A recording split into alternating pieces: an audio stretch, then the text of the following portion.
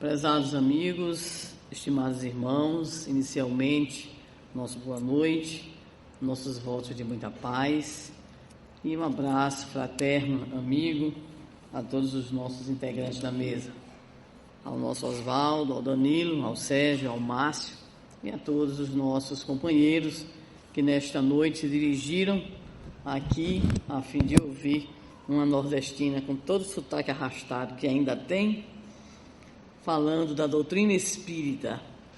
Para nós é sempre motivo de muita alegria retornar ao Paraná, estado com o qual guardamos profundas identificações, onde encontramos muitos corações amigos e principalmente onde temos aprendido muito com as diversas experiências que nos são solicitadas aqui pelo movimento espírita. Estar em Paranavaí pela primeira vez é, sem dúvida alguma, uma honra, porque é mais uma região, mais um município que passamos a conhecer e a interagir com os queridos confrades, com os queridos irmãos que integram o movimento organizado no Paraná.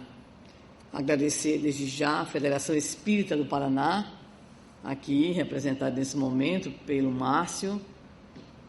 Agradecer a 8ª URI, com sede em Paranavaí, e o apoio da 7ª URI, que me recebeu em Maringá, me transportou até aqui, me devolve a Maringá de novo e me coloca naquele instrumento voador chamado, carinhosamente, pelos medrosos igualmente a mim, de SJS, Só Jesus Salva. Se vocês perceberem algum transtorno da minha parte, é porque eu detesto avião e andar daquele aviãozinho só Jesus. Então, a gente vai se aguentando, mas vocês já vão nos perdoando. O Márcio, quando chegou, disse: eu quero saber que história é essa que você vai falar, a força das ideias, uma possível interpretação do capítulo 13 de Mateus. E nós gostaríamos de dizer que não tem muita complicação, não.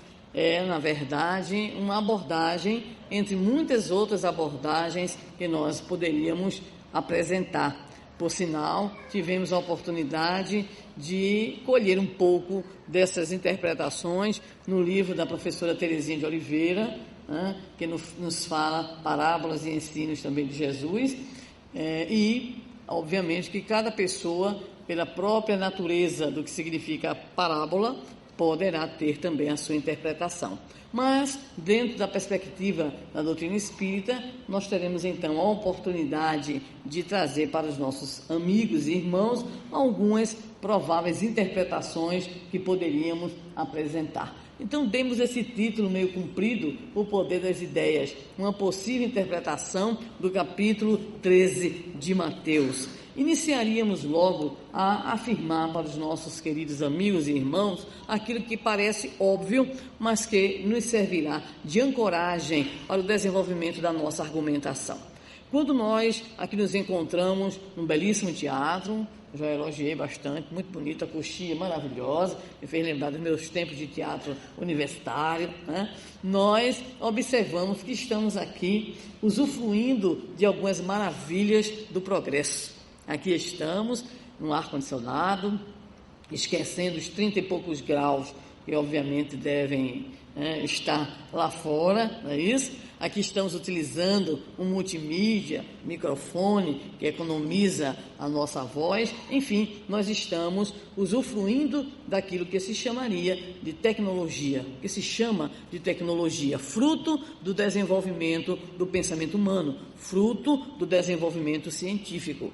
E quando nós olhamos a paisagem do mundo atual, especialmente nos grandes centros urbanos, nos grandes centros de investigação, nos grandes centros de estudo, ficamos impressionados com o avanço que nos últimos 60 anos, em especial, parte da humanidade conseguiu atingir, embora, obviamente, a outra parte continue precisando de água encanada, precisando de um bico de luz, precisando do acesso aos processos de alfabetização, a remédios e diversos outros procedimentos que estão diretamente vinculados não apenas à sobrevivência, como também ao chamado bem-estar e conforto da criatura humana. O que nós vislumbramos, sem dúvida nenhuma, é aquilo que chamamos de um progresso intelectual que, se não alcançou, como realmente não alcançou a humanidade inteira, mas atinge hoje uma fatia considerável de partes de populações, em especial nos grandes centros urbanos e nas grandes nações desenvolvidas.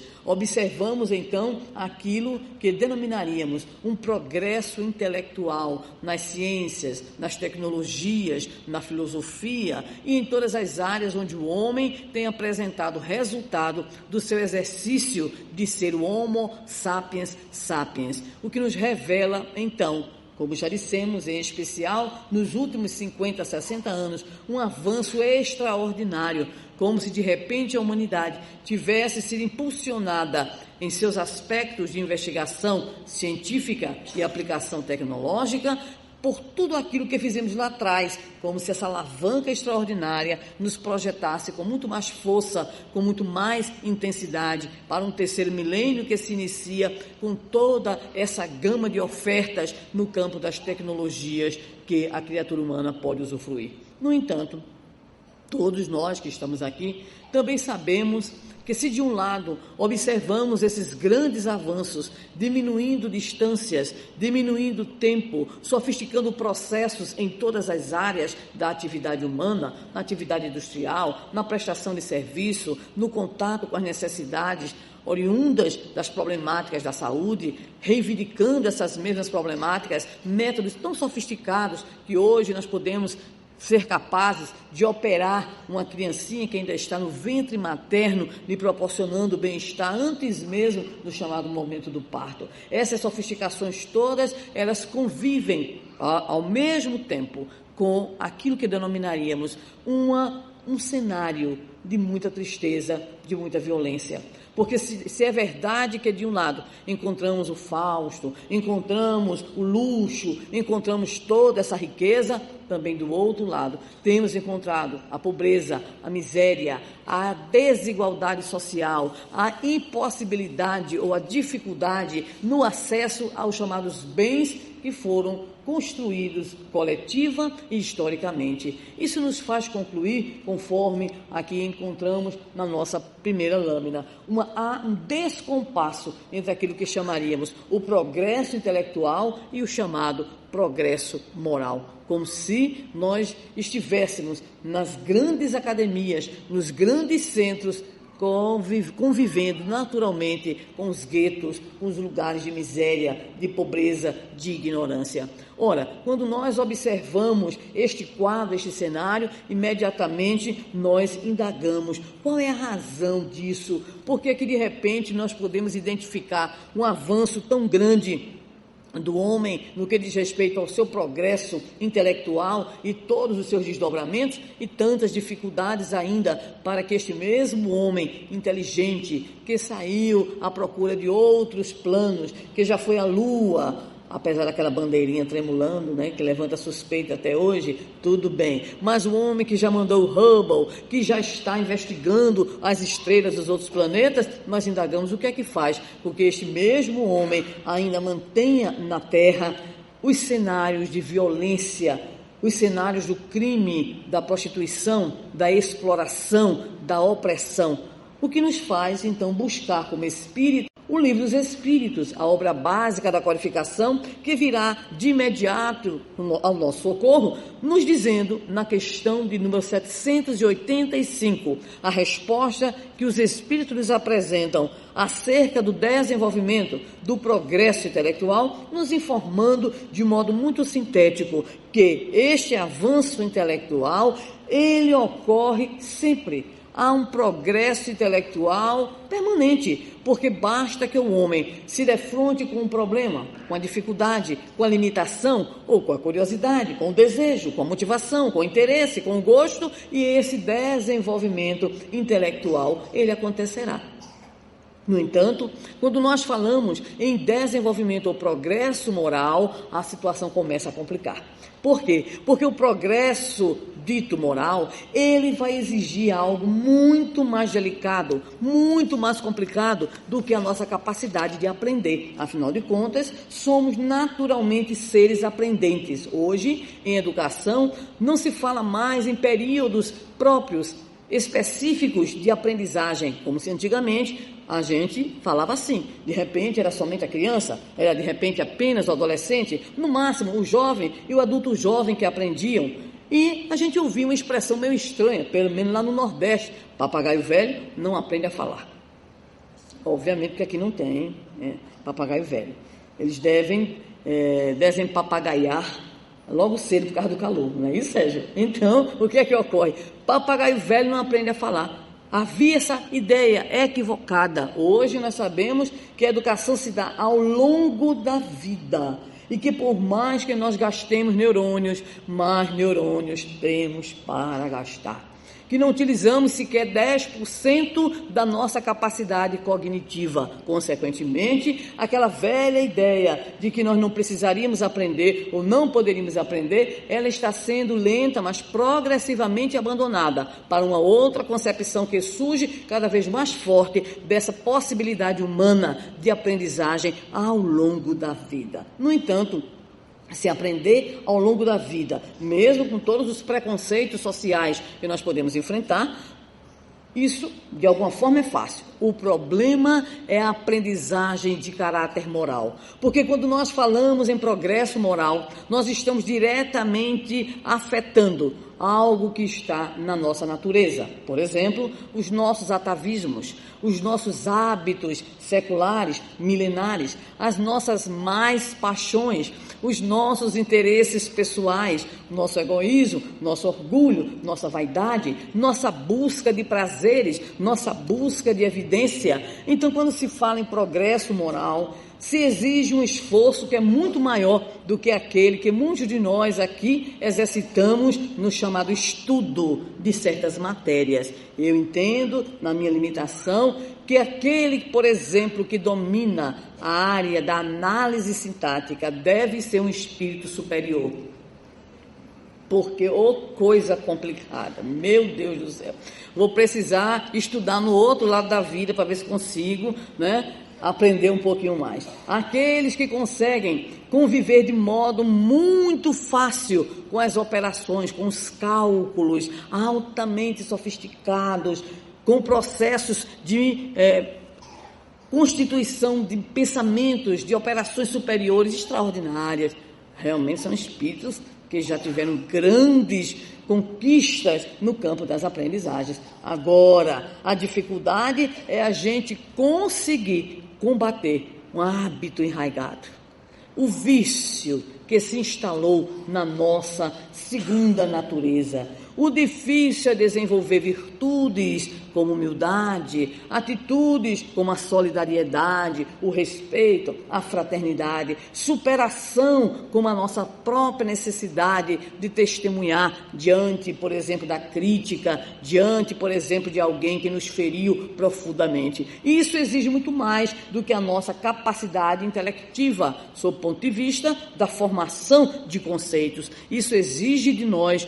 um esforço íntimo de autoconhecimento, um trabalho interior de autoiluminação e, consequentemente, este progresso dito moral, ele se torna mais pesado, mais difícil de ser levado a efeito. Ainda na mesma parte, a terceira de O Livro dos Espíritos, em especial da Lei do Progresso, encontraremos Kardec confabulando com os imortais, indagando sobre o desenvolvimento, o progresso intelectual, sobre o progresso moral, e é na própria questão de número 780 que nós vamos encontrar aquilo que todos nós estudiosos do Espiritismo já sabemos, que o progresso intelectual, ele engendra o progresso moral, mas sabemos também com o próprio Kardec e com a contribuição que os Espíritos vieram nos trazer, que esse desenvolvimento, ainda que venha como fruto do próprio desenvolvimento intelectual, ou seja, que o progresso moral possa acontecer a partir do próprio progresso intelectual, entendemos com os espíritos que são dois progressos que dependem, que se entrelaçam, mas que não têm o mesmo ritmo, o mesmo padrão, o mesmo equilíbrio no sentido do seu desenvolvimento. Por essa razão, nós vamos encontrar algumas questões que estão nessa terceira parte, no capítulo da Lei do Progresso, quando Kardec indaga aos espíritos, na questão agora 780A, como pode o progresso intelectual engendrar esse progresso moral? E a resposta, conhecida por todos nós, fazendo compreensíveis o bem e o mal. O homem, desde então, pode escolher. Mas Kardec, com a sua persuasão, com a sua capacidade analítica, vai nos levantar questões que hoje nós fazemos. Como é que então neste caso sucede que muitas vezes os povos mais instruídos são também os mais pervertidos? Ou seja, aqueles que detêm tanta tecnologia, tanto conhecimento, que já conseguiram garantir o acesso e um certo padrão de qualidade na escolarização das suas populações, aqueles que possuem grandes centros de tecnologia de ponta, de tecnologia avançada, porque esses povos, eles muitas vezes são os mais pervertidos. E aí, mais uma vez, a espiritualidade vem em nosso socorro, nos dizendo que o moral e a inteligência são duas forças que só com o tempo chegam a equilibrar-se. Ora, esse equilíbrio, nós perguntaríamos, como é que pode ocorrer? Quais são as condições que nós vamos poder ter, ou que deveremos ter, a fim de promover esse equilíbrio, para que não haja tanta distância, conforme colocamos há pouco, o descompasso entre o progresso intelectual e o progresso moral. E aí, nesse momento, nós vamos ver a lucidez do codificador, quando no comentário à questão 783, ele irá nos dizer que as revoluções morais, como as revoluções sociais, se infiltram nas ideias, pouco a pouco, vão germinando durante séculos e depois irrompem subitamente e produzem o desmoronamento do carcomido edifício do passado. Observemos a preocupação do nosso Allan Kardec com aquilo que seria exatamente o mundo das ideias, das chamadas revoluções morais. A grande questão para nós agora, no limiar de um mundo de regeneração, em toda essa busca de um mundo melhor, que nós espíritas acreditamos, que nós espíritas estamos engajados em seu processo de construção, é exatamente esta: o que podemos fazer, o que devemos fazer para diminuir essa distância, ou para usufruir daquilo que o progresso intelectual nos tem apresentado, a fim de que esse progresso moral ocorra inicialmente em nós mesmos, e como fermento na massa, esse progresso possa também fecundar a sociedade, os grupos, as comunidades, a fim de que, enfim, na Terra reine, conforme a questão 1019 do Livro dos Espíritos, sobre a instalação do reino de Deus na Terra. Como haverá? Quando haverá? E a resposta para nós: quando na terra o bem predominar sobre o mal. Quando na terra estejam esses espíritos preocupados de fato com a sua reforma íntima, com o desejo de colaborar na construção de uma sociedade justa, de uma sociedade igualitária, numa sociedade fraterna, numa sociedade de tolerância e de respeito. Nesse sentido, então, nós começamos a perguntar: mas por que será que, de modo geral, quando se fala em religiosidade, quando a gente aborda as temáticas da ética, do comportamento religioso, existe tanto preconceito em relação ao campo das ideias, ao campo da filosofia, ao campo do raciocínio? Se nós observarmos a doutrina espírita, ela se espalha em muitos pontos do nosso planeta, graças a Deus. No nosso Brasil, o país mais espírita do mundo, com mais de 20 milhões de espíritas e simpatizantes, mas nós encontramos aquilo que é a força do espiritismo, ou seja, a religiosidade. Mas nós encontramos muitas vezes também uma espécie de preconceito contra aquilo que muitas vezes se denomina um certo intelectualismo no movimento espírita. Se é verdade que o intelectualismo, no sentido de um exagero, de uma exacerbação e de uma elitização, isso de fato não está de acordo com a própria proposta da doutrina espírita e do Evangelho, mas nós não podemos esquecer a advertência do Espírito de Verdade quando nos diz: espíritas, amai-vos, mas nos diz também: espíritas, instruí-vos. E muitos de nós ficamos a indagar se essa instrução ela deve alcançar de fato a todos, ou como é que ela deve ser distribuída, como é que ela deve funcionar no meio espírita. Daí toda uma estrutura dentro da instituição espírita voltada para o estudo, para a compreensão dos postulados, a fim de que nós possamos, a partir do momento em que abrimos uma instituição espírita, apresentar o Espiritismo àqueles que o buscam na sua pureza, naquilo que nós geralmente denominamos de fidelidade doutrinária, que não tem nada a ver com algumas posições radicais que muitas vezes nós ouvimos por aí. Mas quando nós nos debruçamos sobre a doutrina espírita e encontramos esta proposta do Espírito de Verdade para nós, amai-vos e instruí-vos, nós ficamos pensando: mas será que também o Evangelho de nosso Senhor Jesus Cristo nos apresentou em algum momento esse chamamento?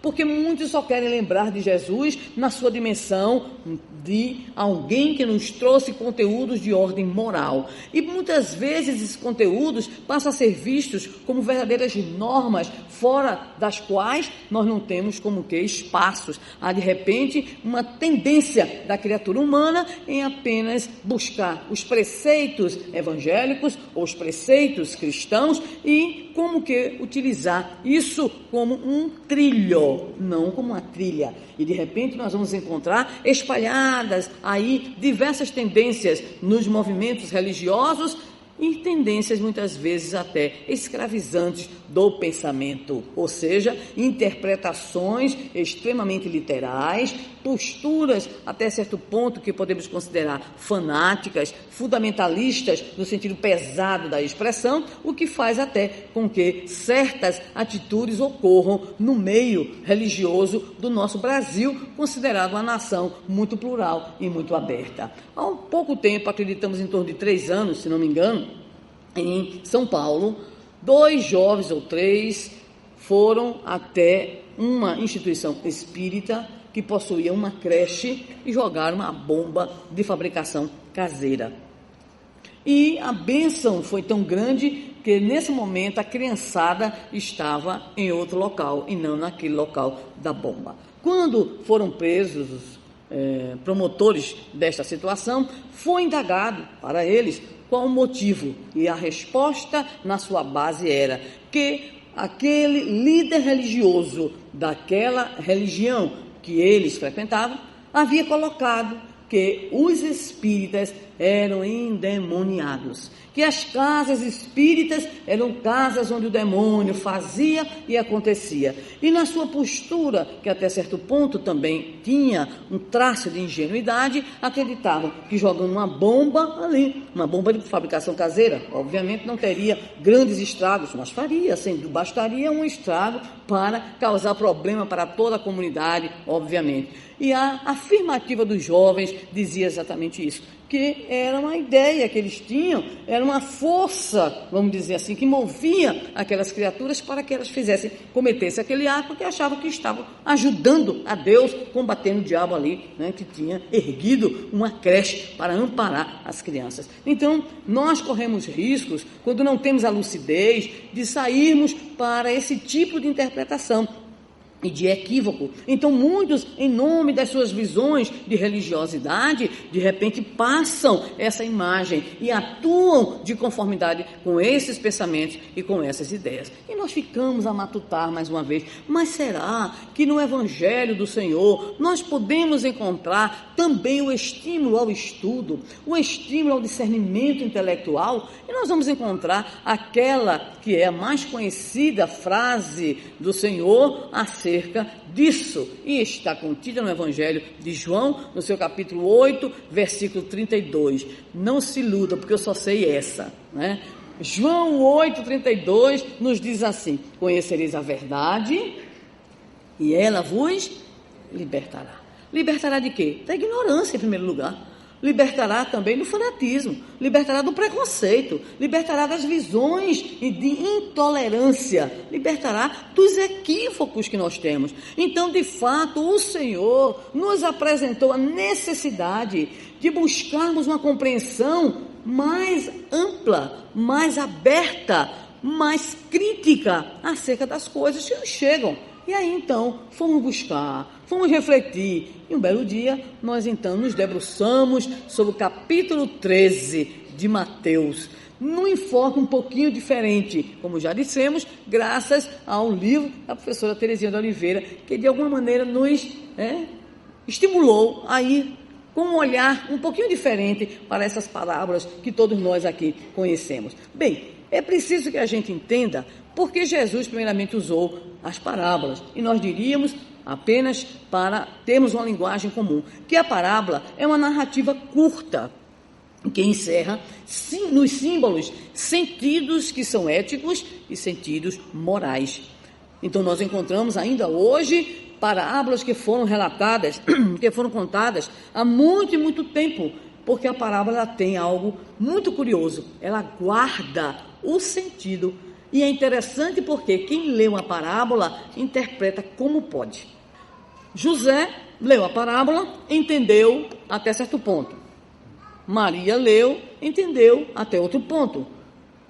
Manuel leu, entendeu no seu enfoque, na sua visão. No popular, cada pessoa então lê a parábola e entende com aquilo que possui em termos de conhecimento, sensibilidade, olhar, e tudo isso dentro de um contexto no qual a pessoa está. Então a parábola é um recurso pedagógico extraordinário, principalmente porque tem essa função, conforme a origem da própria expressão. O grego parabolê, que significa pôr do lado de, implicando uma comparação. Então, através dos chamados símbolos, a pessoa vai fazendo as suas análises, vai, a partir do sentido metafórico que a parábola nos apresenta, entendendo dessa ou daquela maneira.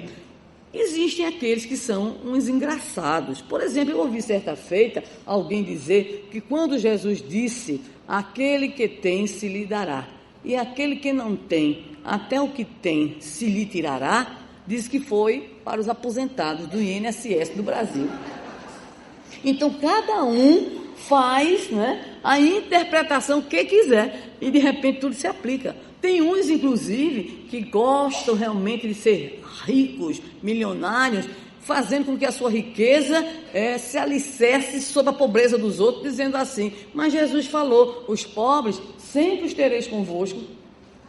Então a gente vai entendendo que cada um parece que quer, de fato, compreender a moda do chefe, ou seja, a moda de quem realmente está interpretando. Mas não é isso não que nós vamos fazer. O que nós vamos fazer agora, nesse momento, é situar em rápidas palavras, a fim de fato chegarmos ao capítulo 13, qual é o valor, então, pedagógico que a parábola tem, porque Jesus usou parábolas. Então a parábola ela é intemporal, tanto é que nós até hoje estamos com as parábolas, lendo, interpretando e renovando as nossas visões das parábolas do Senhor, 2000 anos, e tem parábolas que têm mais de 2000 anos também.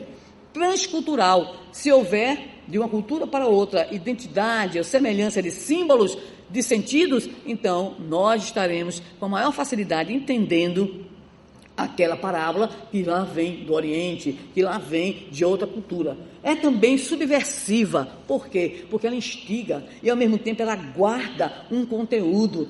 Ela guarda, ela esconde. Então, ela tem este caráter. Ela é provocativa. Jesus costumava contar parábolas para provocar os seus ouvintes. E ela tem ressonância no indivíduo, porque todos nós adoramos histórias. Todos nós.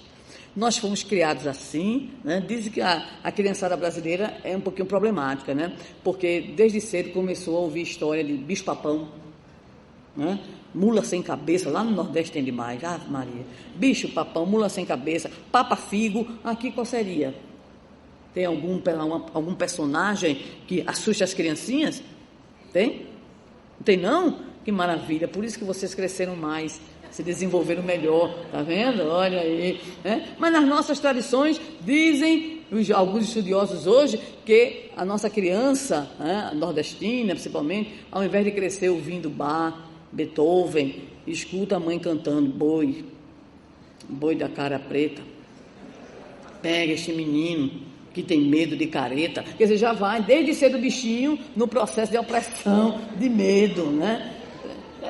Existem muitas teses a respeito desses usos, dessas metáforas, desses símbolos, dessas imagens, no sentido das suas ressonâncias no nosso comportamento. Mas vamos lá, nós vamos encontrar então, e este é o nosso foco específico, outro momento em que o Senhor nos aborda a questão do conhecimento, a questão das ideias, a força das ideias.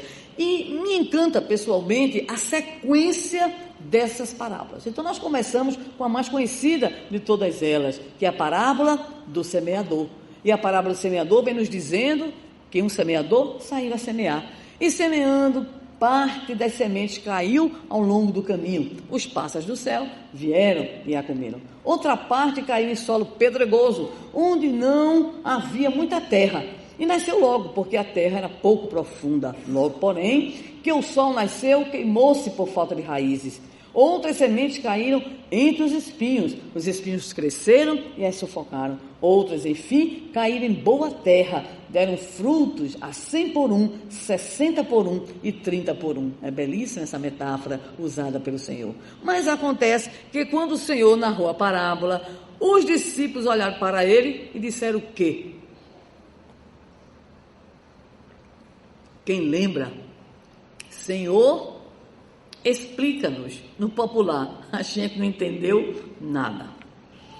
A gente fica feliz, né? Porque não somos só nós, né? Então, os discípulos do Senhor também não entendiam as coisas que ele falava. Muitas das coisas que ele falava. Então, nós vamos para a explicação do Senhor. Beira do caminho é o primeiro tipo de solo. Terreno batido, duro, com dificuldades de assimilar a semente. E aí nós vamos para o campo da interpretação que, como já dissemos, ela é livre. Então nós entendemos que o chamado solo de beira do caminho representaria as mentes áridas, distraídas, superficiais. Observemos que toda beira de caminho é isso mesmo, é duro, né? Então quando se abre uma picada no meio da mata, da selva, da floresta, né? Do vale, aquela terra realmente é o chamado chão batido, é duro. E de fato há cabeças que são maravilhosamente duras. Por isso as avós, as mães, os pais e até muitos educadores usam essa expressão, ô menino de cabeça dura. E eu ouvi uma palestra do nosso Raul, certa feita em Brasília, em que ele falava de cabeça dura, né, da meninada aí, dos nossos filhos, e que certa feita o Espírito Zé Grosso havia dito a uma mãe que foi procurá-lo para saber o que fazia com um filho que era totalmente avesso à mensagem do Evangelho. E então o Zé Grosso, na sua maneira simples de falar, disse assim: procure o olho do coco. Vamos lá, o olho do coco. Procure o olho mole do coco, porque se diz que no coco há um olho mole, que basta que a gente o quê? Encarque e de repente a água vem, não é isso? Ai, eu que tenho assim, algumas experiências com algumas cabeças duras, eu disse, que maravilha, eu vou achar agora a parte mole do coco, o olho mole do coco. Fiquei tão feliz, quando eu cheguei na minha terra, eu contei isso a uns amigos, olha, estou tão feliz, ouvi isso do Raul, aí um amigo meu que trabalha com coco, tem plantação de coco, disse assim, mas você está imaginando que são quantos olhos no coco? Eu disse, deve ter 2, um duro e um mole. São 3. Eu disse, vala-me Jesus. O problema é quando a gente encarca errado. Encarcando somente no olho duro, no olho duro, no olho duro. Então, o que ocorre é o olho duro, é a cabeça dura. A gente não consegue. A beira do caminho é a cabeça dura. Vamos lá, tem mais chance. Agora, nós vamos para o solo cheio de pedras. As pedras simbolizam, há uma metáfora muito interessante em pedra. Pedra simboliza dificuldade. Não é isso? Daí, o grande poeta que já foi citado aqui, né, apareceu aqui a referência do Momento Espírita em DVD ao Carlos Drummond de Andrade. Parecia que o poeta não podia ter escrito mais nada, bastou ele ter escrito o quê? Havia uma pedra. Vocês não declamam, não? Vamos lá. Havia uma pedra no meio do caminho. No meio do caminho. E na... Muito bem. Havia uma pedra no meio do caminho. No meio do caminho havia uma pedra. Havia uma pedra no meio do caminho. Pronto. E o homem fica famoso, né? Fica famoso. Então, pedra é muito sério. Tanto é que a gente diz assim, fulano é uma pedra no meu caminho. A gente chega, carrega, para dizer que o indivíduo é o quê? É o que cria para nós dificuldades, obstáculos. Então, pedras simbolizam sempre o quê? Dificuldades, no caso aí, para a germinação da semente, mesmo com alguma terra, né? Ou seja, até que a semente conseguiu chegar ali um pouquinho, germinou um pouquinho, mas daqui a pouco não consegue. É aquilo que a gente chama espírita foguetão. Na minha terra, aqui não tem essas coisas, não é isso? Aqui não tem, né, Sérgio? Só tem lá no Nordeste, né, Danilo? Tem foguetão nenhum, né? Nem aquele que você me contou, né? Tá certo. Então, o que é que ocorre? Por que o espírita foguetão? Na minha terra. Mas quando ele chega na casa espírita, é agora. Primeiro, ele acha que está quase tudo errado, então ele vai consertar, né? Mas vamos lá, se ele não achar que está tudo errado, ele daqui a pouquinho saberá, por um caminho intuitivo que ele é próprio e único, que ele tem uma missão, uma tarefa, né? E assim vai. E aí o espírita foguetão, ele vai até o primeiro São João, lá na terra nordestina, né? Quando começa a confusão, quando lá vem a restrição, quando vem o não, quando ele não consegue atingir aquele objetivo, acabou-se. E aí você encontra esse indivíduo que vai dizer, me decepcionei. Com quê? Com os espíritas. Mas se fosse assim era muito bom. Geralmente eles dizem, me decepcionei.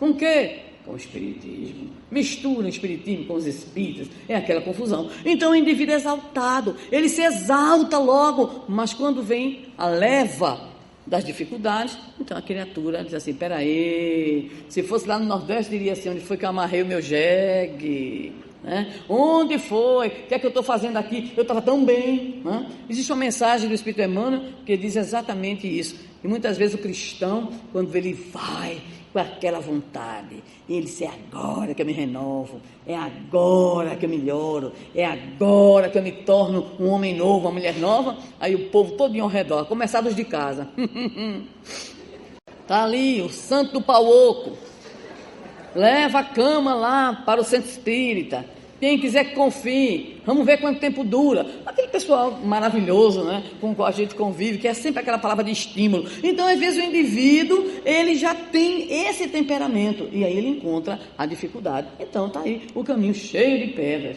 Vamos lá, o solo de espinheiros.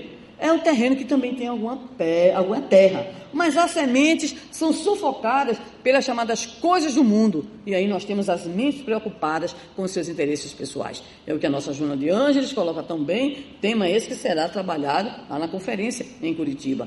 De repente o indivíduo, ele está sufocado pelos seus interesses, pelas suas más paixões, pelos vícios, pelos hábitos, então ele não consegue dar o chamado salto qualitativo, ele se torna refém dessas situações, e por mais que o indivíduo alimente aquela ânsia pela luz, a sombra permanece. Quer ser a nova criatura, mas o homem velho, a mulher velha, que moram na nossa intimidade, no nosso inconsciente, no nosso eu mais profundo, nos chamam para baixo. Diz, não, ainda não, vamos aproveitar um pouquinho, está aqui, né? Vamos aproveitar, vamos usufruir.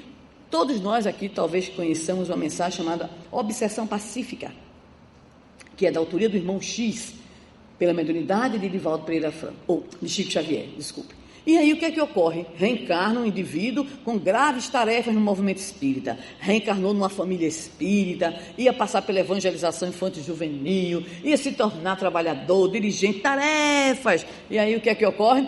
Quando ele está lá na infância, de repente os seus obsessores, que reencarnaram não para afrontá-lo de modo mais direto, mas para agir no campo mental, insuflavam aí as ideias.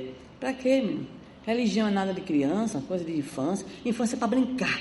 E ele sempre recalcitrante, a mãe levava, o pai insistia, e ele rebelde. Na adolescência, lá vinha o convite materno, paterno, os amigos do centro espírita e os obsessores lá. Para quê? Você é jovem, religião é coisa de velho. E ele escapulia daqui, escorregava de lá, se torna adulto. E aí então vai estudar, está estudando, se forma. E o espírito obsessor diz assim para ele, viamente: ai, agora vai trabalhar, meu filho, vai trabalhar para ganhar dinheiro, porque vai ter que casar, vai ter que sustentar os filhos, e ele deixa para depois, e aí ele começa a juntar, e começa, casa, tem filhos, vai sustentar os meninos, e aí aquela vozinha lá dentro dizendo, que nada, movimento espírita, é religião, vai trabalhar para deixar o quê? Deixar alguma coisa para os meninos, o mundo é difícil hoje, você precisa ter, não é um carro só não, tem que ter 2 carros, 2 terrenos, 3 terrenos, 4 apartamentos, não sei quantas chácaras, um rancho, e assim vai. E aí ele foi, e aí um belo dia se aposentou. Ele se aposentou, ele disse, agora eu vou trabalhar no centro espírita. Aí a vozinha dele, a vozinha lá dentro, fazer o que agora? Fazer o que agora? Você já está velho, meu filho, visto o pijama, e vá aproveitar o restinho da vida que você tem. Então ele conta ao irmão X no outro lado da vida, esta obsessão foi pacífica, eu não estribuchei, não me arrepiei, não tive nada daquelas coisas, dor de cabeça, estou me sentindo perturbado, não, foi apenas o quê? Ali, a voz sendo internalizada com uma mensagem para que ele desistisse. Então há muitos que estão nessa condição, o solo de espinheiro. Mas aí finalmente Jesus diz, tem o solo fértil, e o solo fértil é aquele solo onde a germinação ocorre, produzindo frutos. São mentes então receptivas à mensagem e à vivência da palavra. Disse ainda há pouco que acho belíssima a conclusão de Jesus quando diz que essas sementes que conseguem germinar nesses solos férteis produzem a 100, a 60 e a 30. Será que a gente já parou para perguntar o que é isso à luz da compreensão que nós podemos ter hoje? É que o Senhor não exige daquele que só pode dar 30 a 100.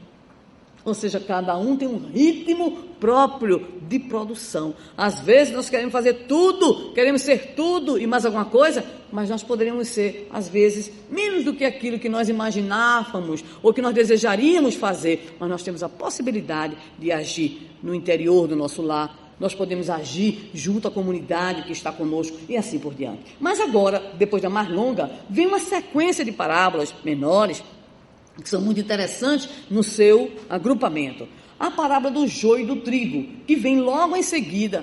Primeiro foi a parábola do semeador. Então o semeador saiu a semear, semeou a semente, que é a palavra, o esclarecimento, né? A compreensão. Muito bem. E agora a gente vem com a parábola do joio e do trigo. Observemos. O reino dos céus, diz a narrativa, é semelhante ao homem que semeia boa semente no seu campo. Mas dormindo os servos, preste atenção, dormindo os servos, veio o seu inimigo e semeou joio no meio do trigo e retirou-se. E quando a erva cresceu e frutificou, apareceu também o joio. E os servos do pai de família, indo ter com ele, lhe disseram, Senhor, não semeaste tu no teu campo boa semente? Por que então tem joio? E o Senhor respondeu, um inimigo é quem fez isso. Queres, pois, perguntaram os servos, que vamos arrancá-lo? Não, para que ao colher o joio, disse o Senhor, não arranqueis também o trigo com ele, deixai crescer ambos juntos até a ceifa. E por ocasião da ceifa, direi aos ceifeiros, colhei primeiro o joio e atai-o a molhos para o queimar, mas o trigo ajuntai-o no meu celeiro.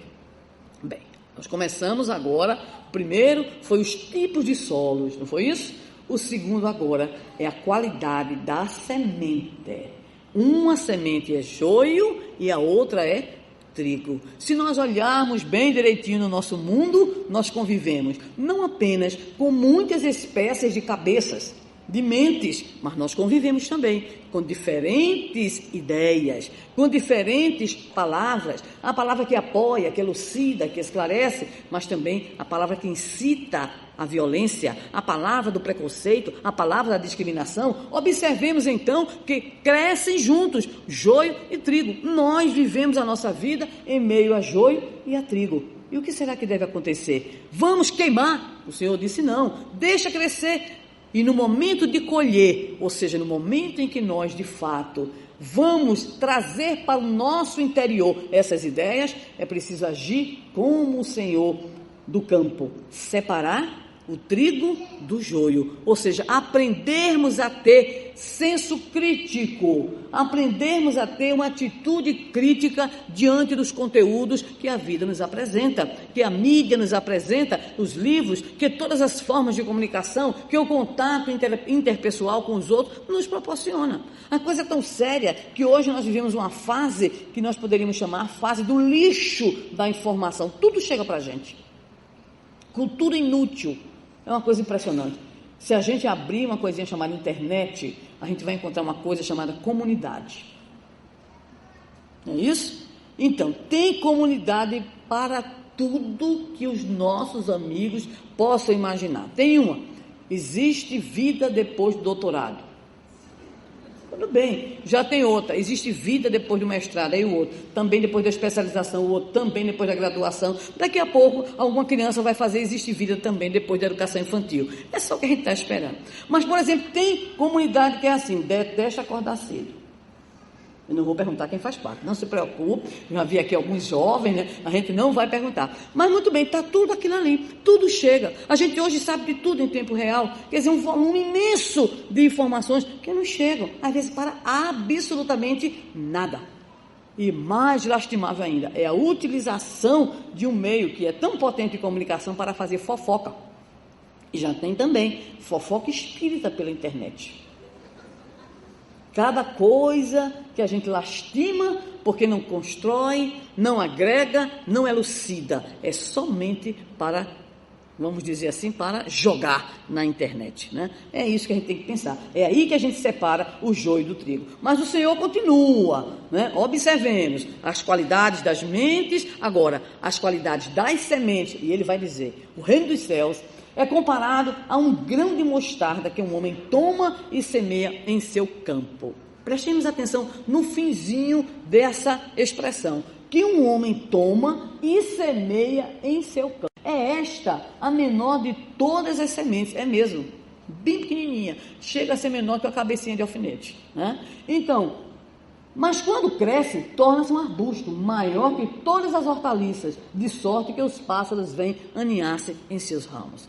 Nós vimos há pouco tempo aqui o DVD passando, e o DVD tem exatamente uma mensagem chamada Pensamento, da autoria do nosso Plínio, não é isso? E a gente vai lembrar que é no pensamento que vão surgindo aqui aquelas atitudes que mais adiante nós iremos levar a efeito. O crime, o assalto, não é alguma coisa que apenas de repente aconteceu, mas é algo que muitas vezes está ali, no interior da criatura, ela vai deixando. Observemos a expressão metafórica que o Senhor utilizou. Às vezes é o pensamento bem pequenininho, tão pequeno quanto uma semente de mostarda, mas se o homem permite que aquele pensamento cresça dentro dele, ele não será pequenininho do tamanho da semente, se torna um arbusto, e um arbusto grande, frondoso. Ora, o Senhor está nos dizer da necessidade que nós temos de vigilância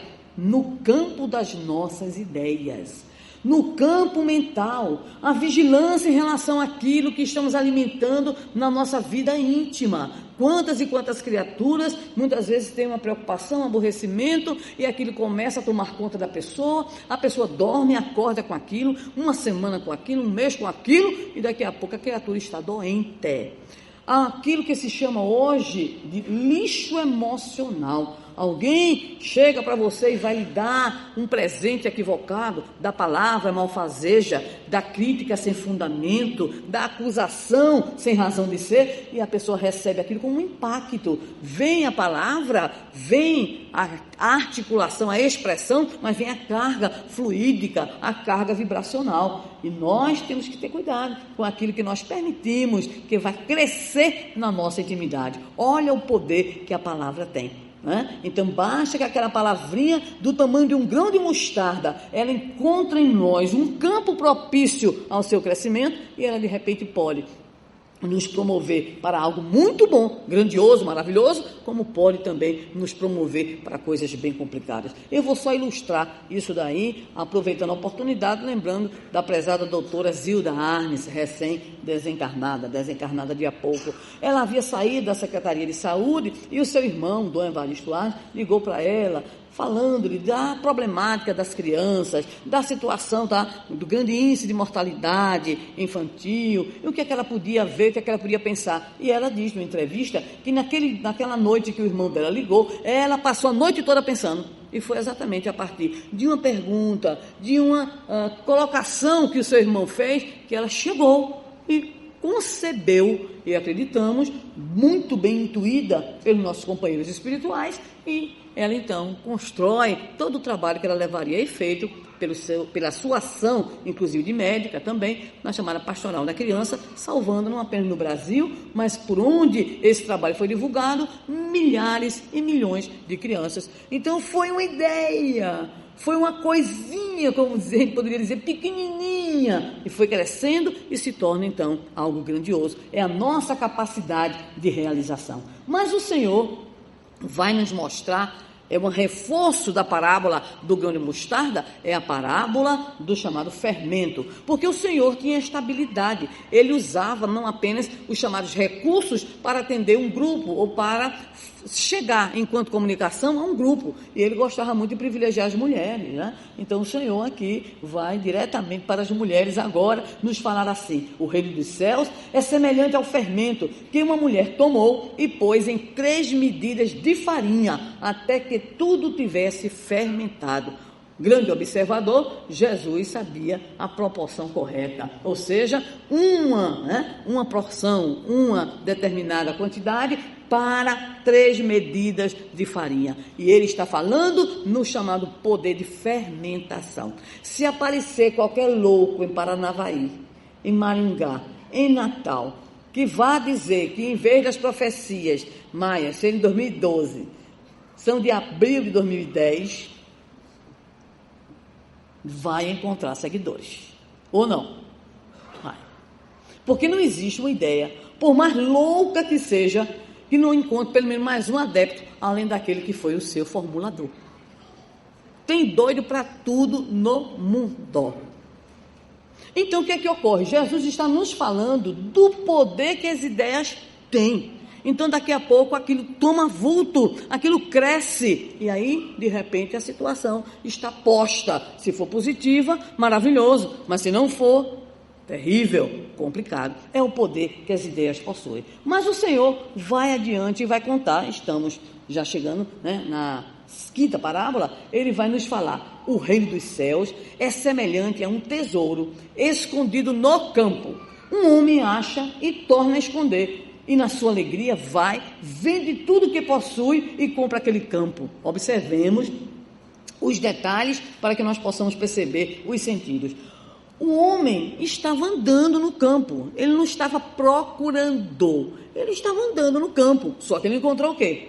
Um tesouro. Então, quantas e quantas vezes na nossa vida nós não estamos realmente procurando isso ou aquilo nos aparece, aquilo nos chega, é uma comunicação, é uma fala, é um livro, é uma informação, é um fato, e aquilo de repente pode suscitar em nós o desejo de conhecer, a busca, a investigação. E este homem, no caso, citado por Jesus nessa parábola, ele encontra um tesouro, que é algo que tem muito valor, e na sua alegria, ele recebe naquele contato com o tesouro uma sensação de alegria, uma sensação de que aquilo vai responder a algo que ele necessita. Pode ser uma resposta, pode ser um estímulo, pode ser uma solução, e aí ele vai, se liberta de muita coisa para poder conseguir aquilo que é o tesouro. Ele vai e compra aquele campo. Mais uma vez, Jesus nos fala, na interpretação possível, de que as ideias estão aí, muitas vezes pululando ao nosso derredor. Muitas vezes as informações aí estão, as propostas aí estão, e nós desligados da vida, mas de repente aquela ideia chega, nós vestimos aquela ideia, nós assumimos aquela ideia, nós entendemos que aquilo é positivo e aquilo passa a nortear a nossa vida. Mas o Senhor disse mais, conforme ainda em Mateus capítulo 13, o reino dos céus Prestemos atenção ao outro detalhe. É semelhante a um negociante que anda em busca de pérolas finas. Ao achar uma pérola de grande valor, vai, vende o que possui e a compra. Há uma distinção da parábola anterior do tesouro e a da pérola. A do tesouro, o homem estava no campo. Pronto, estava. E aí nós vemos a importância, por exemplo, da divulgação do pensamento espírita. Porque nós não fazemos proselitismo, mas nos cabe divulgar a ideia espírita, o conceito espírita, a fim de que ele possa atender ao próprio aconselhamento do Senhor, quando nos disse que não se põe a candeia debaixo do alqueire, mas no velador, para iluminar a todos. Então nos cabe fazer o que nós poderemos fazer de melhor, se buscarmos de fato o nosso compromisso com esse trabalho da divulgação. Então a doutrina espírita, trazendo agora para a nossa interpretação, ela deve estar colocada é o caso anterior, é exatamente aquele homem que encontra um tesouro no campo. É preciso que as ideias boas, as ideias positivas, elas sejam socializadas, elas sejam divulgadas, elas sejam propostas, elas sejam discutidas, elas sejam enriquecidas. Vou dar-lhes apenas um exemplo na nossa área. No final dos anos 60, início dos anos 50, início dos anos 60, em Natal, um homem que foi prefeito à época, mas muito comprometido com a população, chamado Djalma Maranhão, decidiu levar adiante uma grande campanha para proporcionar educação, não apenas a jovens, adultos, mas às crianças, porque o número de escolas era muito pequeno. E aí, então, ele costumava fazer grandes reuniões com a comunidade. Nessas reuniões com a comunidade, ele propôs a questão, o problema, ou seja, como ampliar as vagas, se os edifícios eram tão poucos, se os recursos financeiros eram tão poucos. Então alguém lá, no meio da reunião, sugeriu, porque em vez de fazer escola de alvenaria, não faz, por exemplo, tipo um acampamento, com coqueiro, palha, chão batido mesmo. Mas alguém levantou uma questão. Mas se nós colocarmos as crianças como se fossem esses acampamentos feitos, de coqueiro e palha, e se chover, como é que vai ser? A meninada vai toda levar chuva, os equipamentos, tudo lá vai levar chuva? E alguém disse assim, não, porque os nossos pescadores sabem como trançar a palha do coqueiro de modo que não caia chuva no interior do acampamento.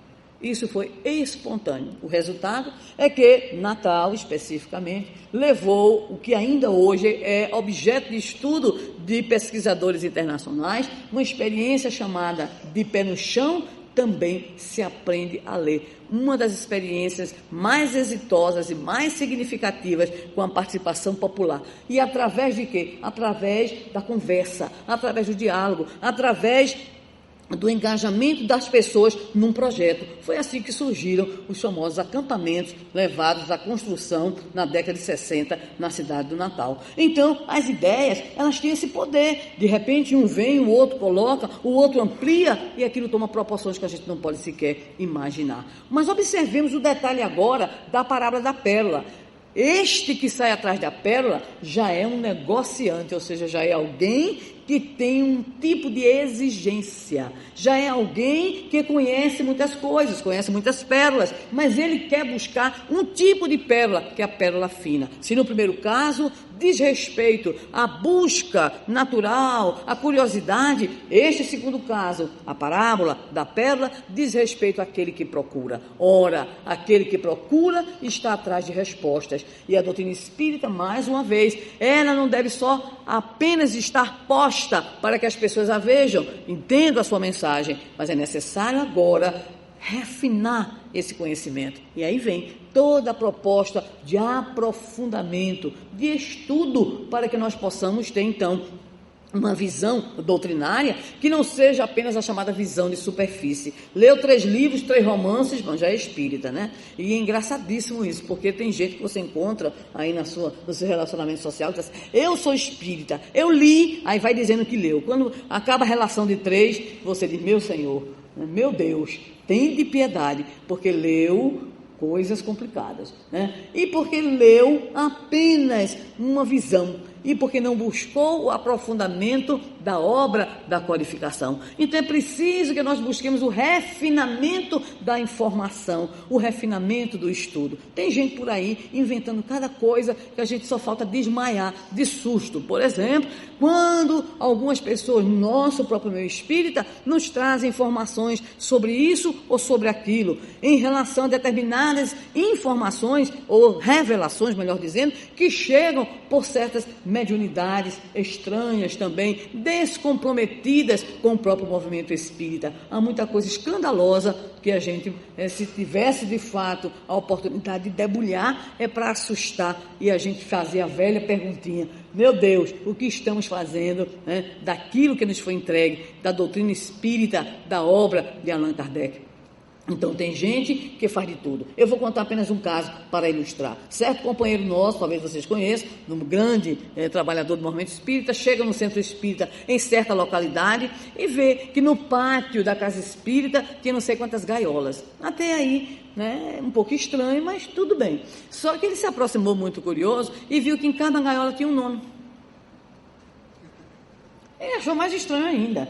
Dizem que curiosa é a mulher, né? Mas se isso fosse verdade, Adão não teria experimentado a maçã, não é verdade? Então o que é que ocorre? Ele perguntou: me diga uma coisa, esses nomes aqui, das pessoas que estão em tratamento. Como? Das pessoas que estão em tratamento espiritual. Na gaiola? Sim. Por quê? Não, porque os obsessores estão presos. Então, o efeito é esse, é piada. Por isso, Allan Kardec nos diria: o espiritismo não pode ir para o tablado, né? E tem muita gente fazendo o ridículo, né, em nome do espiritismo. Então, é necessário refinar. Entendemos a parábola da pérola como refinamento, o que significa o quê? Aprofundamento. E, finalmente, nós temos uma decorrência dessas mesmas parábolas, aquilo que seria o fechamento do pensamento trazido pelo mestre nessa sequência organizada por Mateus. Parábola da rede. O reino dos céus é semelhante a uma rede lançada ao mar, que apanha toda a qualidade de peixes. É verdade, a gente vive no meio de tudo que é qualidade de ideia, de conhecimento. Livros, então, meu Deus do céu, é da gente chorar. Quando a gente chega em determinadas livrarias, né, espíritas, e algumas delas de casas espíritas de grande renome, a gente se assusta, porque a gente vê até livro espírita, mas vê cada coisa que a gente não poderia nunca imaginar que a gente fosse ver ali. E são as obras que mais vendem, são obras que têm uma vendagem extraordinária, e aquelas que são de repente obras de seriedade, de profundidade, tem gente que ainda diz assim: é muito difícil, não entendo não, mas não tem o esforço para a busca e para o aprofundamento. Então, nesta parábola, o Senhor vai nos dizendo que, estando cheia, os pescadores a puxam para a praia, e assentando-se, apanham para os cestos os bons e os ruins lançam fora. Isso se chama o caráter seletivo, oriundo de uma visão crítica que nós devemos ter de tudo aquilo que nos chega enquanto informações, enquanto propostas, enquanto denúncias, enquanto falas, para que nós exercitemos esta capacidade que é própria do ser humano, da sua criticidade. Finalmente, e já fechando, nós estamos agora na chamada possível interpretação, dizendo: ideias são semeadas nos vários solos. As ideias são as sementes, os solos, as diferentes condições de entendimento. Cada um de nós, como dissemos, entende a partir de um certo horizonte de compreensão. Ideias certas e errôneas são semeadas, o que significa dizer que o trigo, na leitura da parábola, é a ideia certa. O joio é a ideia errônea ou distorcida e, consequentemente, nós somos chamados a ter uma postura crítica em relação a essas ideias. Boas ou mais, certas ou erradas, as ideias têm poder de germinação. Por isso, o grão de mostarda, ou seja, semeamos e deixamos crescer as ideias em nosso solo interior. Daí a necessidade da vigilância, conforme nos dizia Jesus. Ideias são instrumentos de mudanças. Por quê? Porque são um verdadeiro fermento e poder. E o fermento, ele é capaz, como diria o próprio Senhor, de levedar a massa inteira.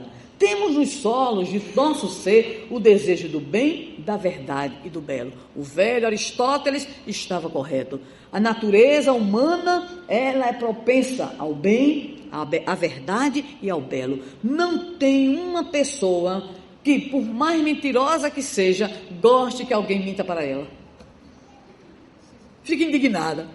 Mente, que é uma coisa horrível. Mas se alguém mentiu para ela e ela percebeu a mentira, ela reclama.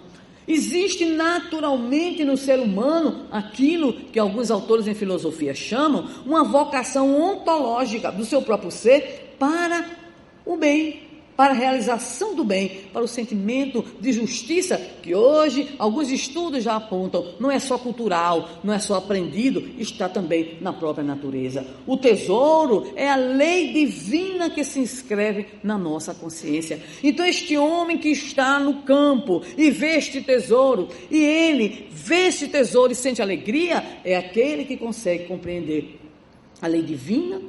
E ao compreender, obviamente, está sendo convidado, chamado, intimado, provavelmente, a vivê-la. E conforme o Livro dos Espíritos nos afirma, o homem só é verdadeiramente infeliz quando ele se afasta do cumprimento da lei. A lei é esse tesouro. Mas nós temos uma necessidade imensa e intrínseca de progresso, porque nós fomos criados simples e ignorantes, conforme o Livro dos Espíritos nos diz, nos afirma, mas fomos todos criados para a mesma destinação, que é a nossa perfectibilidade. E automaticamente, então, nós entendemos que a pérola, por ser essa coisa refinada, ela representa as conquistas do ser após as lutas em busca de seu destino, a felicidade, o fruto do progresso intelectual e do progresso moral, equilibrados, conforme dizíamos no início, porque esse nós podemos e devemos alcançar através do esforço próprio, conforme nos diz o Espírito Emmanuel,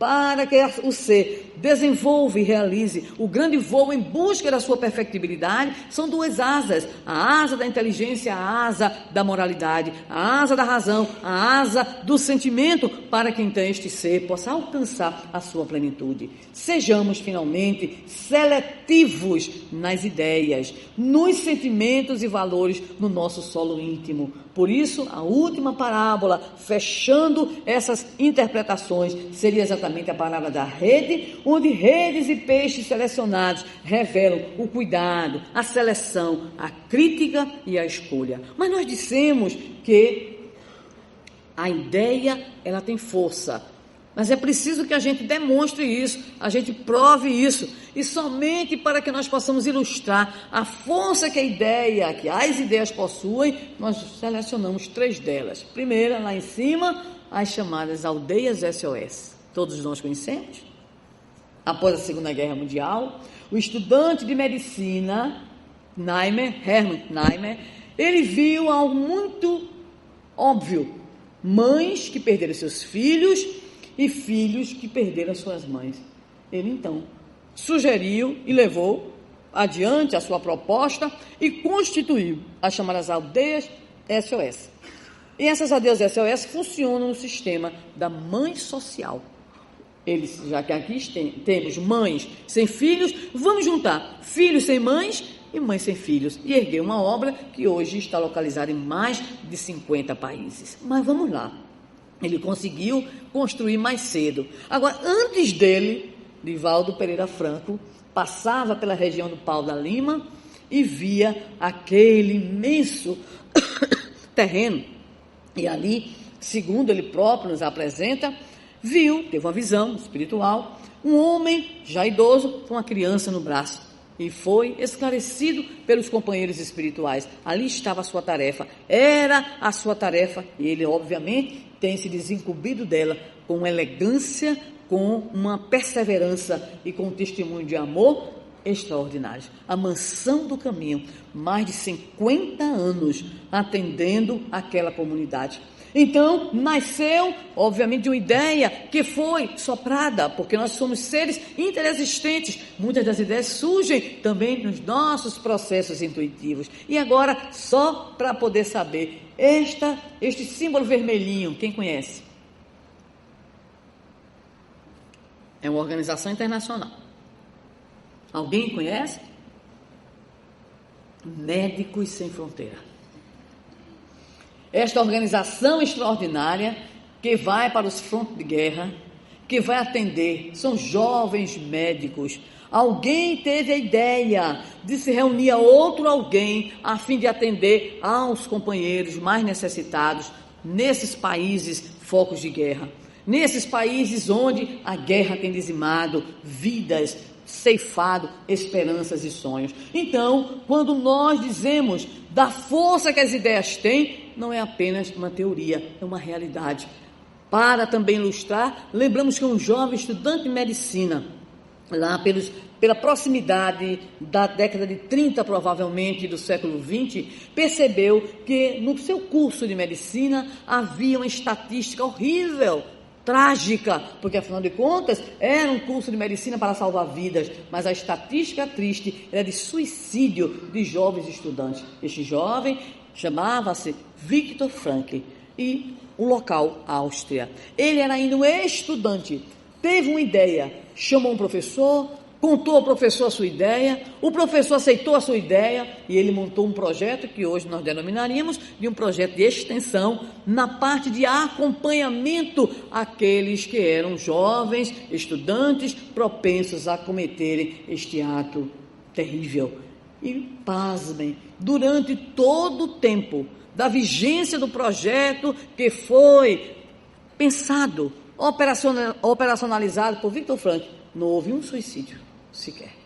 Então a ideia, ela é capaz de mudar o mundo. Então, fica para nós nesse instante de reflexão, se nós não podemos, se não temos, se ainda não faz parte de nós esse desejo e de repente uma ideia brilhante para que nós possamos auxiliar comunidades inteiras, grupos inteiros, lembremos que a ideia, ela surge na nossa intimidade como uma proposta de mudança, uma mudança de atitude, como uma proposta de melhoria na nossa relação, por exemplo, com a nossa família. É uma ideia que surge na instituição, no movimento, é uma ideia que vem como a nossa forma de contribuir para que o mundo se torne melhor, para que quando nós nos dispersemos e nós nos despidamos deste mundo, alguém possa dizer em relação a nós: bendito sejas, coração amigo, o mundo ficou melhor e mais feliz porque viveste.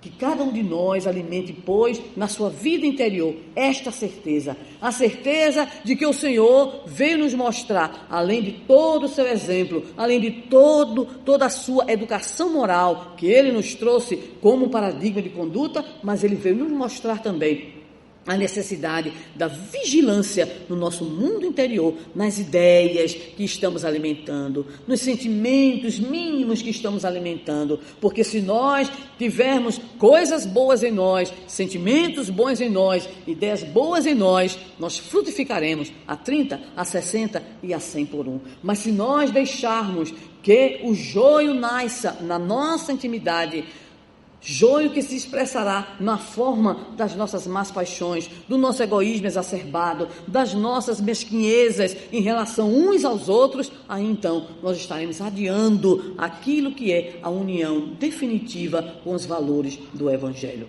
Portanto, queridos amigos e estimados irmãos, lembremos-nos sempre de que há um tesouro a descobrir, há uma pérola a buscar, há um campo a semear, e tudo isso requisitando de cada um de nós o compromisso no eterno bem. A doutrina espírita nos fala do progresso intelectual e do progresso moral, mas se existe um descompasso entre esses progressos, cabe a cada um de nós a cota de participação para que as luzes que já temos do entendimento possam clarificar a nossa vida, mas possam principalmente clarificar as nossas escolhas, as nossas decisões, as nossas atitudes perante a vida. Que Jesus, pois, nos abençoe e que nos momentos de dúvida possamos fazer a célebre pergunta: Senhor, que queres que eu faça?